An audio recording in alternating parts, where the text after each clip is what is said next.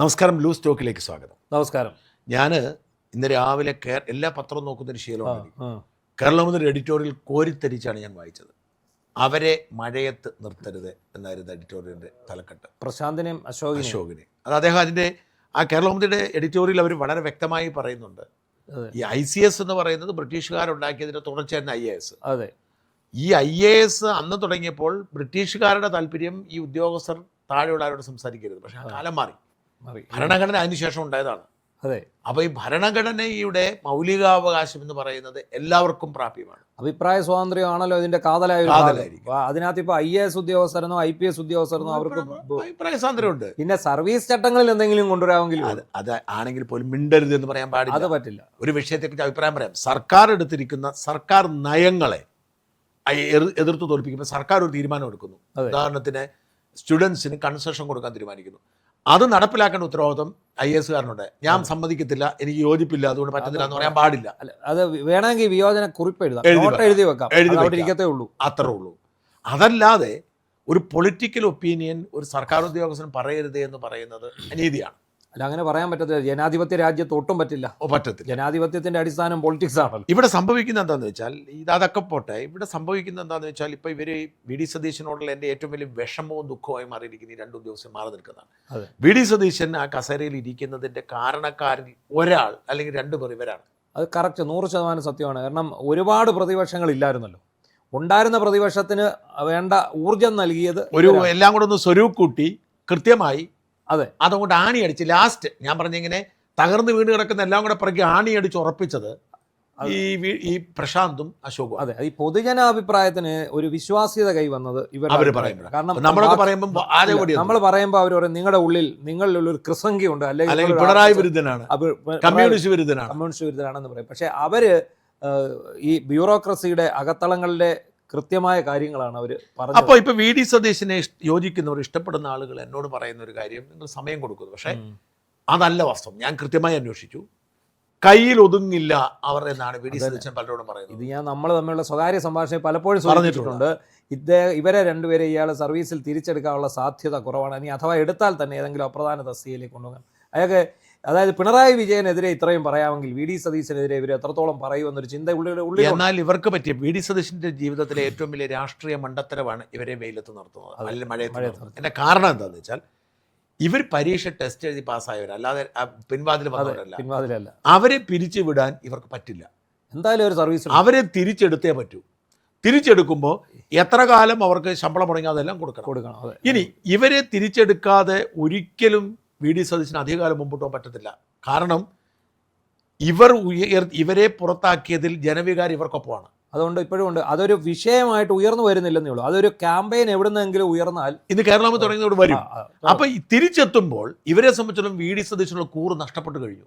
അതെ, പിന്നെ ഇവർക്ക് അസാധാരണമായ കാലിബറുള്ളവരും പുതിയ സർക്കാർ എങ്ങനെയായിരിക്കും വിഷൻ ഉള്ളവരും. അതെ, ആ വിഷൻ ഉപയോഗിച്ച് മുമ്പോട്ട് കൊണ്ടുപോകാനുള്ള അവസരം. ഒന്നാമത്തെ കാര്യം, ഇവർ മറ്റു പല ഉദ്യോഗസ്ഥന്മാരെ പോലെയല്ല, അവർ അച്ചടക്കത്തിനകത്ത് നിൽക്കുന്നവർ തന്നെയാണ്. അവർക്ക് പ്രവർത്തന സ്വാതന്ത്ര്യം ഉണ്ടെങ്കിൽ ഇത് ഗതികെട്ടിട്ടാണ് ഒരു പ്രതികരിച്ചത്. നമുക്കറിയാം അതിന്റെ ഒരു രീതി, കാരണം അറിയാം.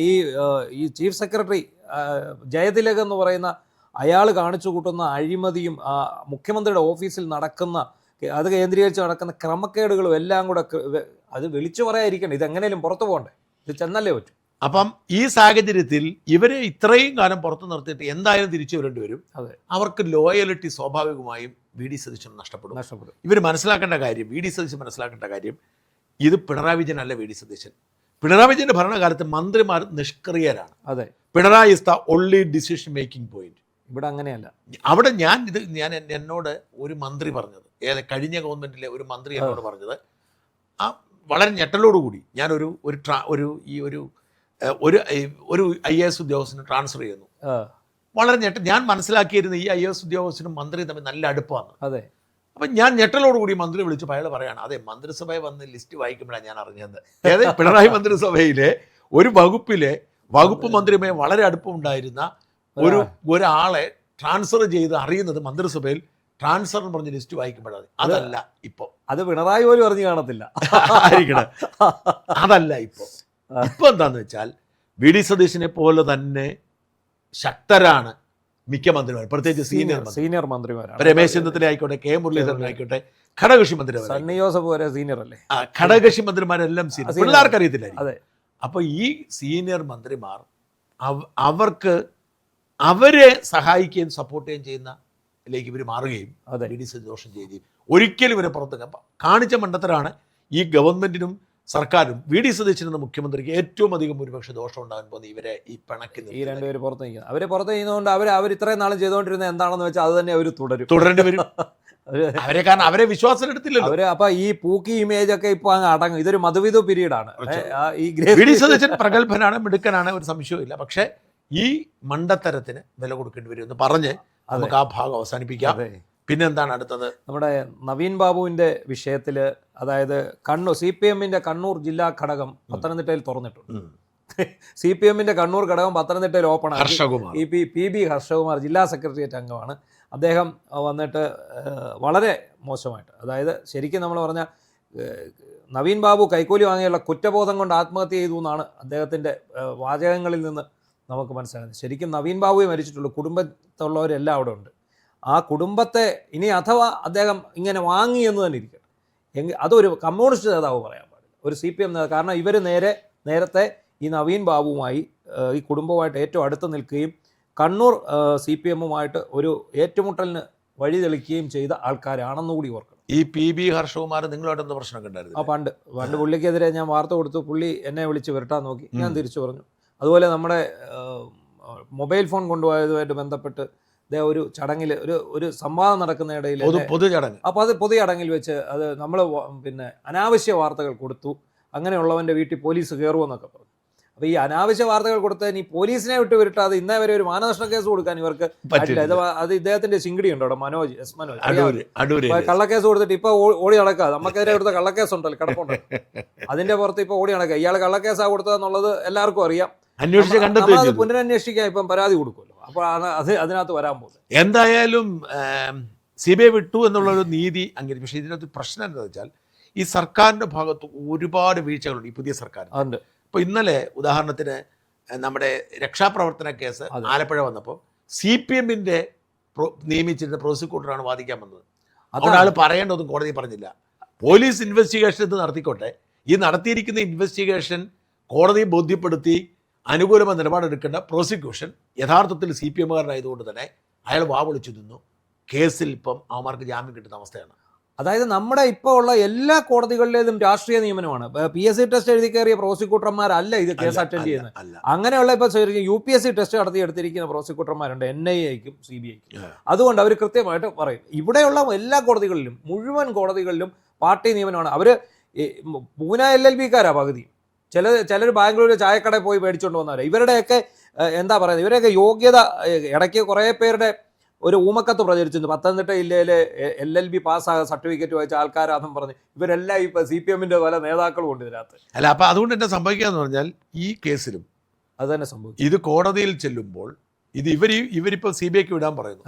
ഈ CBI-ക്ക് വിടാനുള്ള ഈ സാധനത്തിന്റെ കേസ് നടത്തേണ്ടത് ഇവിടുത്തെ പ്രോസിക്യൂട്ടറാണല്ലോ. അത് വേണം. ആ വാദമൊക്കെ ഇവർക്ക് അനുകൂലമായി, സർക്കാരിന് അനുകൂലമായിട്ട് തന്നെ പറയുമോന്നൊന്നും അറിയാൻ പറ്റത്തില്ലല്ലോ. ഇല്ല, അവർ പറയത്തില്ലല്ലോ. സ്വാഭാവികമായിട്ടും എന്ത് ചെയ്യുന്നു, അവർ മൗനം പാലിച്ചാൽ. ഇപ്പം അവിടെ നിന്ന് ജഡ്ജി ചോദ്യങ്ങൾ ചോദിക്കുമ്പോൾ എന്തുകൊണ്ട് നിങ്ങൾ വധശ്രമം ഇട്ടു ഈ ആലപ്പുഴ, ഇപ്പൊ ആദ്യം ഇതില്ലായിരുന്നല്ലോ, പിന്നെ ഇത് എങ്ങനെ വന്നു എന്ന് പറയാൻ പറ്റിയിട്ടില്ല. അപ്പം എന്ത് ചെയ്യുന്നു, SIT ഇന്ന് പുതിയ റിപ്പോർട്ട് കൊടുക്കാൻ പോവുകയാണ്. എന്തുകൊണ്ടാണ് വധശ്രമം ഇട്ടത്, ഏത് രീതി, അതായത് ഈ മാരകായുധം ഉപയോഗിച്ച്, അതായത് പോലീസ് മാനുവലിലുള്ള സാധനം അല്ല അടിക്കാൻ ഉപയോഗിച്ചു. മാത്രമല്ല തലക്കടിച്ചു. ചുമ്മാ ഒരു എന്താ പറയുക, മാങ്ങ തല വീണപ്പോൾ മരിച്ചു പോവാം. അത് ആ വീഴുന്നതിന്റെ ഫോഴ്സ് പോലെ. അപ്പോഴാണ് വലിയൊരു കമ്പിട്ട് ഒരു തലയടിച്ചാൽ അത് വധശ്രമമാണ് എന്ന് പറഞ്ഞില്ല. പരിക്കില്ലല്ലോ എന്നൊക്കെയാണ് ഇന്നലെ കോടതി ചോദിച്ചത്. അതൊക്കെയാണ് നമ്മൾ സത്യത്തിൽ നമ്മൾ അന്തം വിട്ട് നിൽക്കുകയാണ്. പിന്നെ തല പൊട്ടി ചോരയൊഴുകിയതിന്റെ പരിക്കില്ല, പാടില്ല.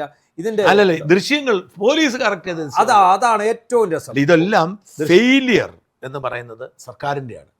ഇത്രയും പ്രധാനപ്പെട്ട ഒരു കേസ് അവിടെ വരുമ്പോൾ ഈ ദൃശ്യങ്ങൾ അവർ പറയുന്ന ഫോറൻസിക് കൊടുത്തു. എന്ത് കാര്യത്തിന് ഇത്രയും ആൾക്കാർ നിരന്നു നിന്ന് ഇത്രയും വാല്യൂവിനായിരിക്കും, ആയിക്കോട്ടെ. പക്ഷെ ഞാൻ ചോദിക്കുന്നത് അതല്ല വിഷയം.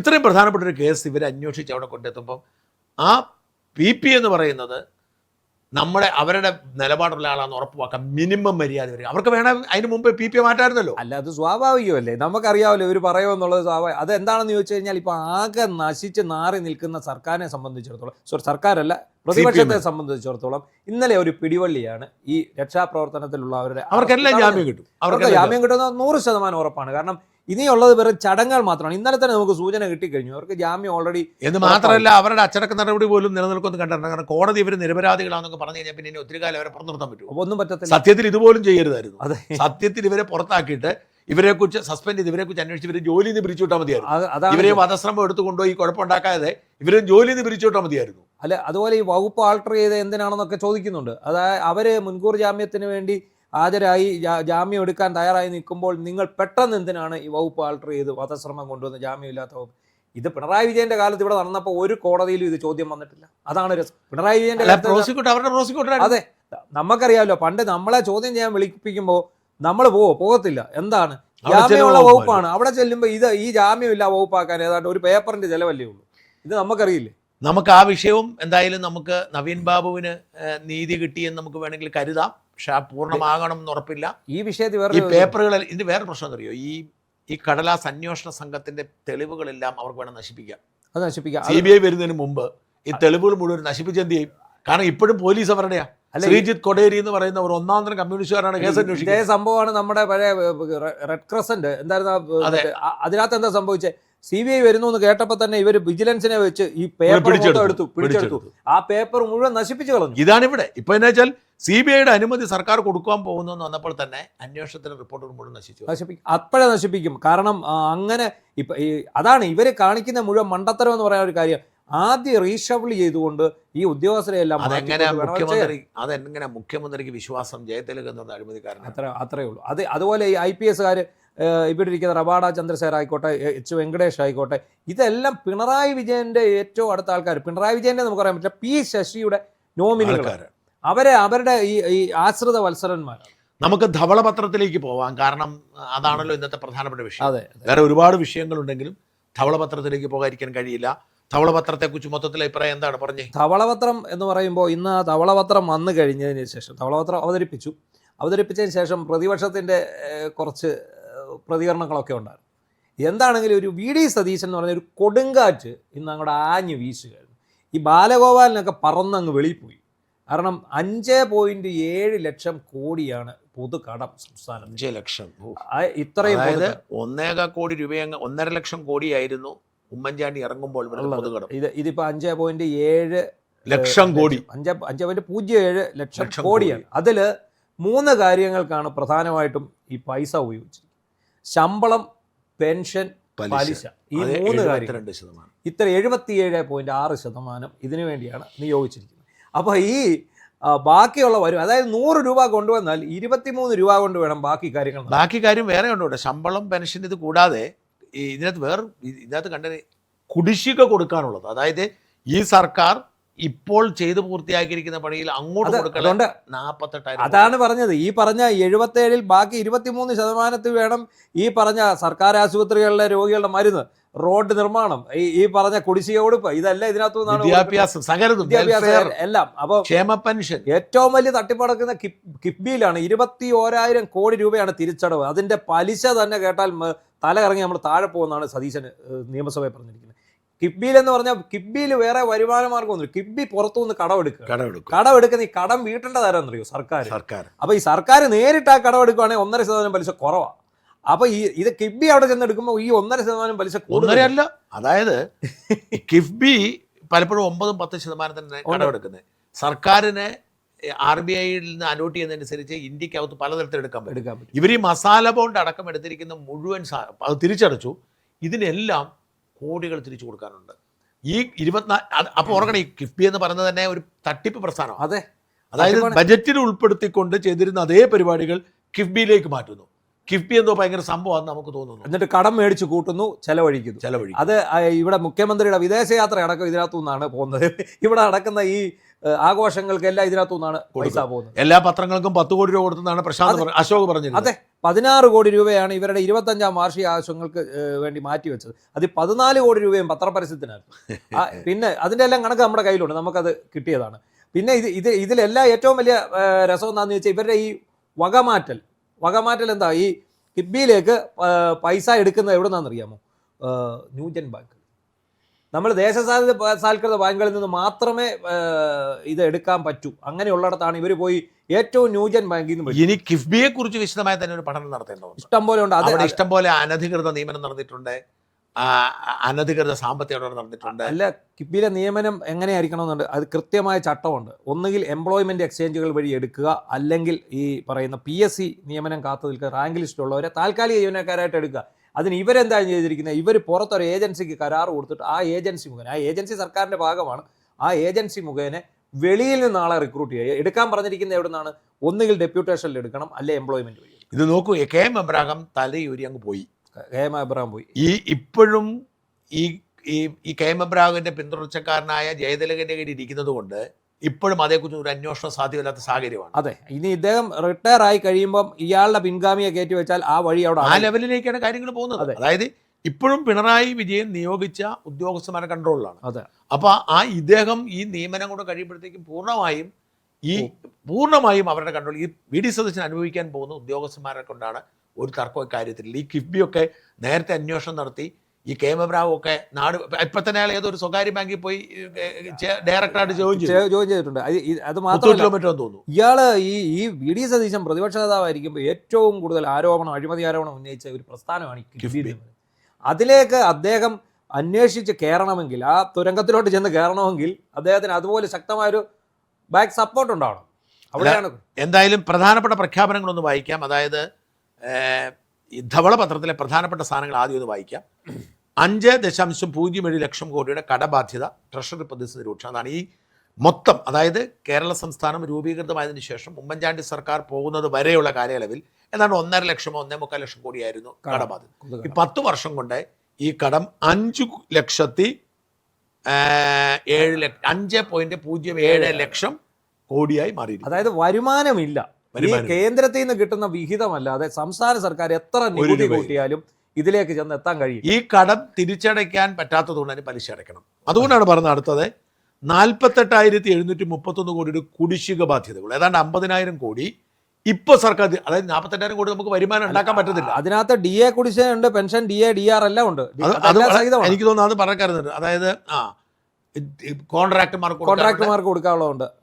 ബവ്കോയും സപ്ലൈകോയും ലയിപ്പിക്കണമെന്ന് നിർദ്ദേശിച്ചു. പക്ഷെ അതെങ്ങനെ ശരിയാവും എനിക്കത്. കാരണം അത് അവർ ഉദ്ദേശിക്കുന്നത് ബവ്കോ വലിയ ലാഭത്തിലാണ്, സപ്ലൈകോ 3,000 കോടി രൂപ കടത്തിലാണ്. പക്ഷേ രണ്ട് ഡിപ്പാർട്ട്മെന്റ് അല്ല, അത് ഒന്നിച്ച് ലയിപ്പിച്ച് കഴിയുമ്പോൾ കേന്ദ്രത്തിൽ നിന്നുള്ള ഫണ്ട് വിഹിതം ലഭിക്കുന്നതിനകത്ത് എന്തൊക്കെ ഒരു മാറ്റം ഉണ്ടാകുമെന്നാണ്. വരുമാനത്തിന്റെ 77% ശമ്പളം, പെൻഷൻ, പലിശ തുടങ്ങി. അതായത് ശമ്പളം എന്ന് പറഞ്ഞാൽ സർക്കാർ ജീവനക്കാർക്ക് കൊടുക്കണം, എയ്ഡഡ് അധ്യാപകർക്ക് കൊടുക്കണം, പെൻഷൻ എന്ന് പറഞ്ഞാൽ ഈ സർക്കാർ എയ്ഡഡ് അധ്യാപകരുടെ പെൻഷൻ കൊടുക്കണം, പ്ലസ് ഈ കടം വാങ്ങിയതിന്റെ പലിശ കൊടുക്കണം. അതാണ് കിബിയുടേതുണ്ട്, ബാക്കി മാത്രമല്ല. ഇവിടെയാണ് പൊതുമേഖലാ സ്ഥാപനങ്ങളുടെ സഞ്ചിത നഷ്ടം 78,851 കോടി.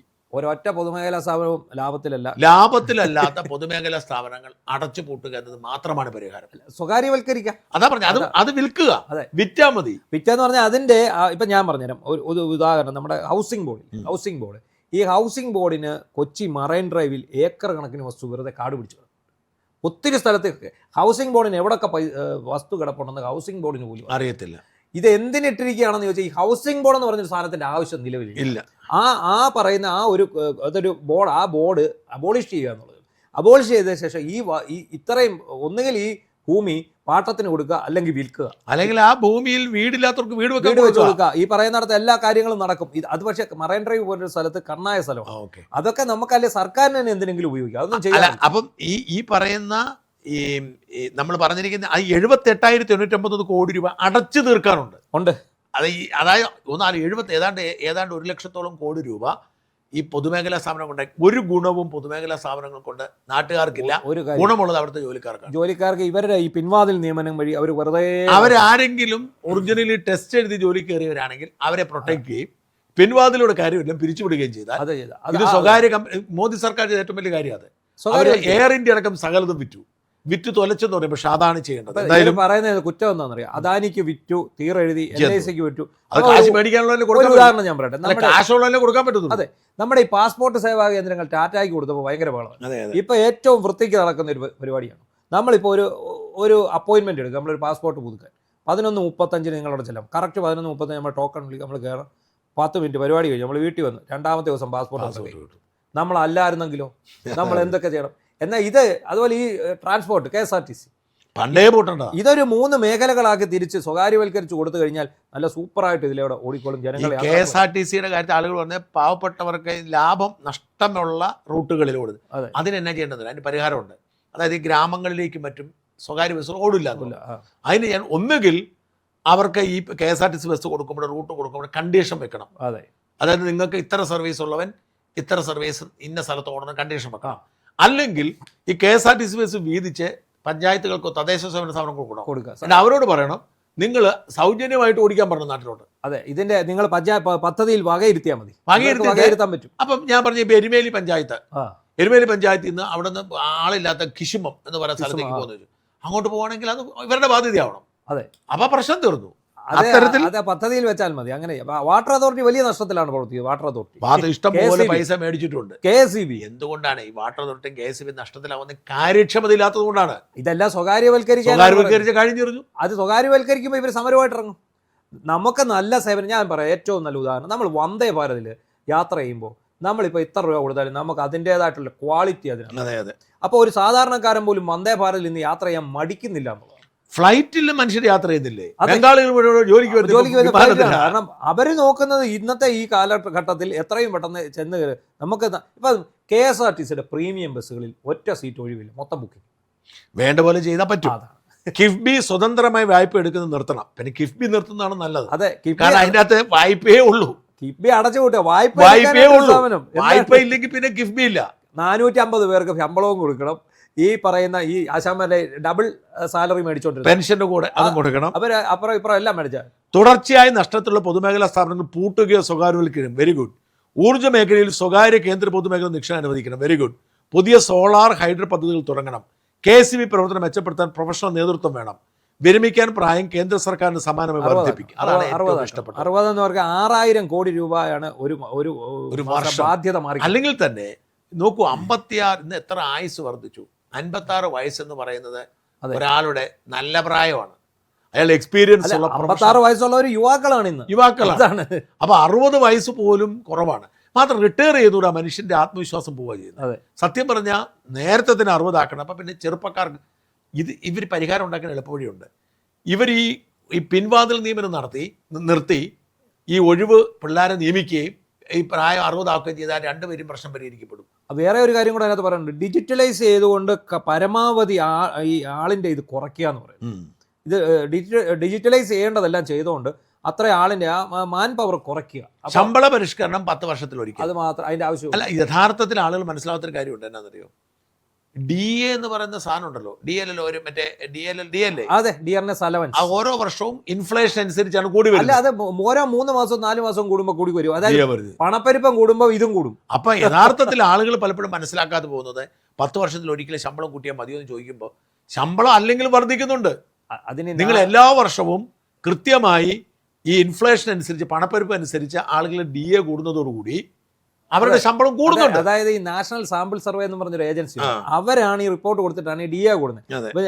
ഈ നാഷണൽ സാമ്പിൾ സർവേ ഏജൻസി വരുമ്പോൾ അവരെന്താണ്, അവർ ഈ ജനമധ്യത്തിൽ ഇറങ്ങിയിട്ട് വിലക്കയറ്റം, ഇതിന്റെ തോത്, പണപ്പെരുപ്പ് എങ്ങനെ ബാധിച്ചു, ഇങ്ങനെ നോക്കി ഒരു 3 മാസം കൂടുമ്പോൾ ഇവർ റിപ്പോർട്ട് കൊടുക്കും. ഈ റിപ്പോർട്ട് പഠിച്ചതിന് ശേഷമാണ് ഈ DA കൂട്ടുന്നത്, DA പ്രഖ്യാപിക്കുക. അങ്ങനെയാണ് കേന്ദ്ര സർക്കാർക്ക്. ഇത് ഇന്ത്യ മുഴുവൻ നടക്കുന്ന ഒരു പ്രവർത്തനമാണ്. 3 കാര്യങ്ങൾ: നികുതി വരുമാന വർധനയ്ക്ക് GST പിരിവ് ഊർജിതമാക്കണം, വിദ്യാഭ്യാസ, IT, ടൂറിസം മേഖലയിൽ സ്വകാര്യ നിക്ഷേപം പ്രോത്സാഹിപ്പിക്കുന്ന തദ്ദേശ സ്വയംഭരണ സ്ഥാപനങ്ങളുടെ വികസനത്തിന് വായ്പയ്ക്ക് അനുമതി. ഇത്തരം കാര്യങ്ങളാണ് പറയുന്നത്. ഇതെല്ലാം ശ്രദ്ധേയമായ മാറ്റങ്ങളാണെന്നും നല്ല ഐഡിയ ആണ്, നല്ല ആശയങ്ങളാണ്. അത് നടപ്പാക്കാമെങ്കിൽ ഈ പറഞ്ഞ ഏറ്റവും നല്ലത് സ്വകാര്യവൽക്കരണമാണ്. അതാണ് ഏറ്റവും ബെസ്റ്റ്. അതായത് പൊതുമേഖലാ സ്ഥാപനങ്ങളിലെ നഷ്ടം എന്ന് പറയുന്നത് അനാവശ്യമായ നഷ്ടമാണ്. അതെ, പൊതുമേഖലാ സ്ഥാപനങ്ങൾ സർക്കാർ ചെയ്യേണ്ട പണിയല്ല. സർക്കാർ ചെയ്യേണ്ടത് സേവനം മാത്രമാണ്. ഇപ്പം സർക്കാർ ഓഫീസിൽ നമുക്ക് എന്തായാലും സ്വകാര്യ വ്യക്തികളെ ഇരുത്താൻ പറ്റത്തില്ല. അത് സേവനമാണ്. അതിൽ മാത്രം സർക്കാർ ഒതുങ്ങുകയും വ്യവസായ മേഖലയിൽ നിന്നും സർക്കാർ പൂർണ്ണമായും പിന്മാറുകയും ചെയ്യുക. അതാണ് ചെയ്യേണ്ടത്.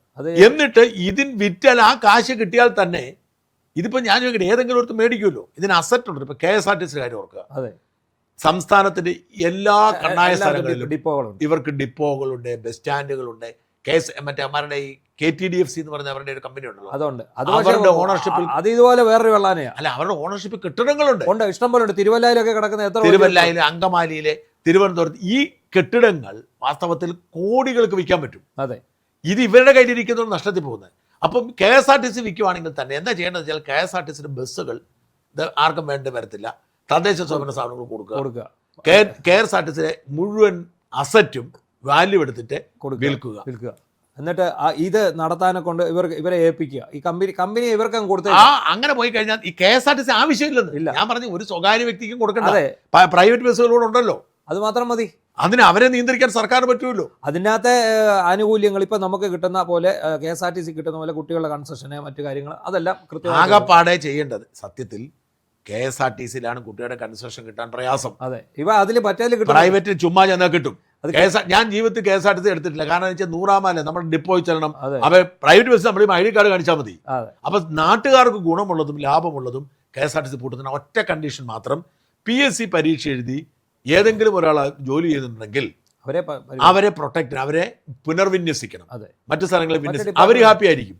അവരെ പുനർവിന്യസിക്കണം, അവരുടെ തൊഴിൽ സംരക്ഷിക്കും. അല്ല, മോട്ടോർ വാഹന വകുപ്പ് ഉണ്ടല്ലോ, അതിനകത്ത് പുനർവിന്യസിക്കാമല്ലോ. അതിന്റെ ഭാഗമാണല്ലോ. ഇപ്പൊ നമ്മൾ ഈ പറഞ്ഞു വന്നപ്പോൾ നമ്മൾ ഓർക്കാം, നമ്മൾ ഈ വിഴിഞ്ഞം പോർട്ട് അദാനി ഏറ്റെടുത്തില്ല, നടക്കത്തില്ല. അപ്പൊ നമ്മൾ അവിടെ ചെന്ന് ഇത് കാണണം. ഞാൻ അതിനകത്ത് കയറിയത് മുഴുവൻ കണ്ടത്, അതിന്റെ സംഭവം. ഇവിടെ കിടന്ന് എല്ലാവരും അദാനിയെ തെറിയാണ്. പക്ഷേ നമ്മൾ ഈ കേരളം എന്ന് പറയുന്ന ഈ ഒരു കുഞ്ഞു ഭൂപ്രദേശം ലോകമെമ്പാടും അറിയപ്പെടുന്നത് ഈ ഒരു ഒറ്റ പോർട്ടിന്റെ പേര്. വെറുമൊരു തുടക്കമാണ്. അത് എന്താ സംഭവിക്കാൻ പോകുന്നത്? ഇപ്പൊ അതിന്റെ ഡെവലപ്മെന്റ് ഇനി 10 കിലോമീറ്ററോട് അവർ ഇത് ഏരിയ.